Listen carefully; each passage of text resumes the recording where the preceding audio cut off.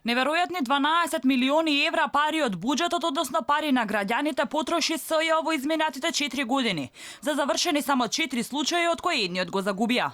Обвинителството кое требаше да донесе правда за да има мир, зеде огромна сума на пари од државата, а за возврат отвори и не доврши 40 постапки, кои ги најавуваше на помпезни и драматични пресконференции. Сумата која СЈО ја црпе од државната каса, со текот на годините се повеќе се зголемуваше. Од завршите сметки на буџетот, објавени на сајтот на Министерството за финансии, се гледа дека во 2015 година СЈО почнало со 220.000 евра.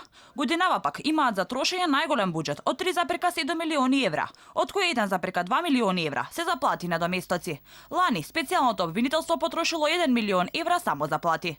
Дека СЈО не ги исполни очекувањата на граѓаните потврдува и последната анкета на агенцијата Market Vision, во која дури 52,6% одговориле дека СЈО не ги исполнило очекувањата, а околу 47% сметаат дека ова обвинителство не треба да постои.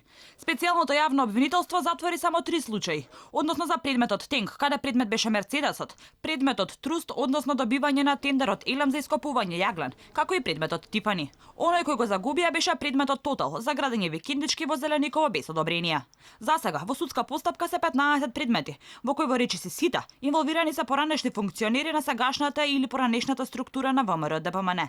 Останува отворено прашањето каде е високиот криминал и корупција кои требаше да бидат гонети и зошто во изминатите години на толку многу пари СЈО сработи минимално.